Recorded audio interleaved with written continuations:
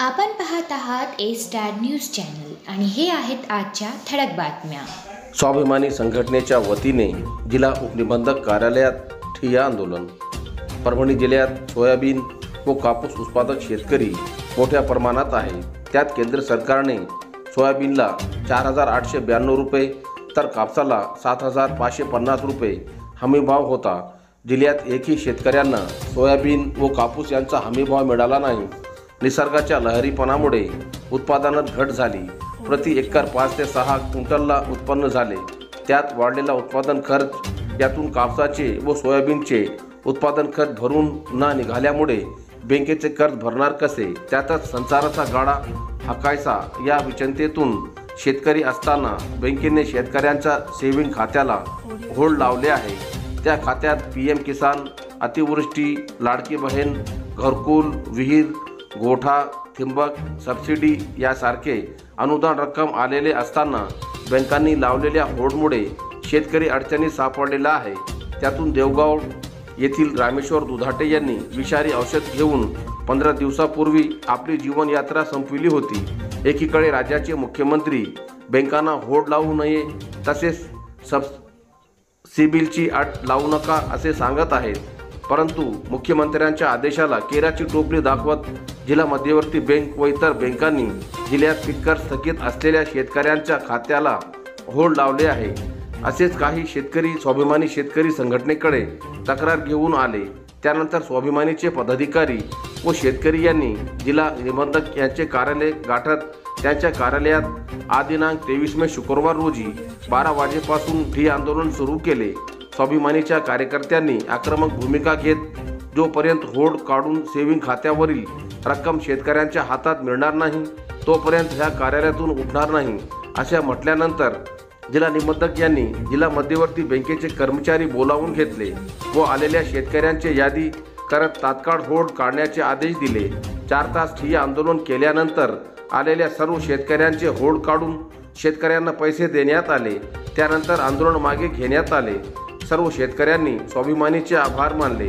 ठिय्या आंदोलनात स्वाभिमानी शेतकरी संघटनेचे परभणी जिल्हाध्यक्ष किशोर ढगे, रामप्रसाद गमे, मुंजा लोडे, माऊली शिंदे, किशन शिंदे, विठ्ठल चोखट, प्रसाद गरुड, श्रीनिवास जोगदंड, सुदर्शन दुधाटे, नागेश दुधाटे, उद्धव जवंजाड, रामा घोडेगावकर यांच्यासह शेतकरी मोठ्या संख्येने सहभागी झाले होते। पैगंबर बद्दल आक्षेपार्ह वक्तव्य करणाऱ्याविरुद्ध कारवाईची मागणी। पुणा येथील विद्यार्थिनी शमिष्ठा हिने हजरत मोहम्मद पैगंबर साहेब यांच्याबाबत आक्षेपार्ह वक्तव्य करून मुस्लिम समाज बांधवांच्या भावना दुखावल्या आहेत आणि 2 समाजात तेढ निर्माण करण्याचा प्रयत्न केल्यामुळे तसेच कायदा व सुव्यवस्थेचा प्रश्न निर्माण केल्यामुळे संबंधितांविरोधात गुन्हा दाखल करून कठोर कारवाई करावी अशी मागणी आज दिनांक 23 मे शुक्रवार रोजी दुपारी 4 वाजता ऑल इंडिया उलमा बोर्डचे परभणी जिल्हाधिकारी यांच्यामार्फत मुख्यमंत्र्यांना निवेदनाद्वारे करण्यात आली आहे। दिलेल्या निवेदनावर मौलाना जहांगीर अब्बास कासमी, मौलाना जहांगीर नदवी, मौलाना अब्दुल कुद्दूस मिल्ली, ॲडव्होकेट इम्तियाज अली खान, जाफर खान आदीसह मुस्लिम समाज बांधवांच्या स्वाक्षऱ्या आहे। सोनपेठ शहरात बिबट्याचे पायाचे ठसे आढळल्याने भीतीचे वातावरण। सोनपेठ शहरातील व्यंकटेश्वरा फिलिंग सेंटरवर रात्रीच्या सुमारास बिबट्याच्या मादी बछड्यासह आढळून आल्याने परिसरात भीतीचे वातावरण निर्माण झाले आहे। सोनपेठ शहराच्या सुरुवातीला असलेल्या व्यंकटेश्वरा फिलिंग सेंटरवर रात्रीपाळीत काम करणाऱ्या शिवप्रसाद दोंडे यांना गुरुवार 22 मे रोजी रात्री कुत्र्यांचा ओरडण्याचा व कुत्रे पंपावर पडून गेल्याचे आढळून आल्याने त्यांनी सकाळी CCTVचे फुटेज तपासले असता त्यांना CCTVत रात्री 1:30 वाजेच्या सुमारास बिबट्याचा सदृश प्राणी आपल्या पिल्ल्यासह वावरताना आढळून आला, तर त्याने कुत्र्याची शिकार करण्याचा प्रयत्न केल्याने कुत्रा पडून गेल्याचे दिसले। याबाबत त्यांनी पंपाचे मालक सुमित पवार यांना याबाबत कळविले। त्यांनी याबाबत स्थानिक पोलीस व वन विभागाला माहिती दिली। सोनपेठ पोलीस स्थानकाचे पोलीस निरीक्षक सूर्यमोहन बोलमवाड, वन निरीक्षक सुरेखा टोंपे यांनी पेट्रोल पंप व आजूबाजूच्या परिसराची पाहणी केली। CCTVत बिबट्याच्या दर्शन झाल्याने आपल्या बछड्यासह दिसून कुत्र्याची शिकार करण्याचा प्रयत्न करताना दिसला, तर गवडी पिंपरी शिवारात त्यांच्या पायाचे ठसरे आढळून आले आहेत। याबाबत पोलीस निरीक्षक सूर्यमोहन बोलमवाड यांनी नागरिकांनी घाबरून न जाता योग्य ती काळजी घ्यावी असे आवाहन केले। पाणी पुरवठा विस्कळीत झाल्याने मानवत शहरातील नागरिक त्रस्त। मानवत शहराचा पाणी पुरवठा मागील 10 ते 15 दिवसापासून विस्कळीत झाला असून त्यामुळे मानवत शहरातील नागरिकांना मोठ्या अडचणींना सामोरे जावे लागत आहे। पिण्याच्या पाण्यासाठी नागरिकांना विविध भागात भटकंती करावी लागत असून अनेक ठिकाणी पाण्याची टंचाई निर्माण झाली आहे। मानवत शहराला झरी तलाव येथून पाणी पुरवठा केला जातो, मात्र गेल्या काही दिवसापासून झालेल्या वादळ वाऱ्यामुळे आणि जोरदार पावसामुळे विद्युत पुरवठा वारंवार खंडित होत आहे। त्यामुळे झरी तलाव येथील पाणी उपसा यंत्रणा प्रभावीपणे कार्यान्वित होऊ शकत नाही। परिणामी शहरातील पाणी पुरवठा पूर्णतः विस्कळीत झाला आहे। या संदर्भात पाणी पुरवठा विभागाचे अधिकारी यांच्याशी संपर्क साधला असता त्यांनी सांगितले की सध्या विद्युत पुरवठा पूर्ववत करण्यात आलेला आहे। झरी तलाव येथील यंत्रणा पुन्हा कार्यान्वित करण्यात आली असून लवकरच मानवत शहरातील पाणी पुरवठा पूर्ववत केला जाईल।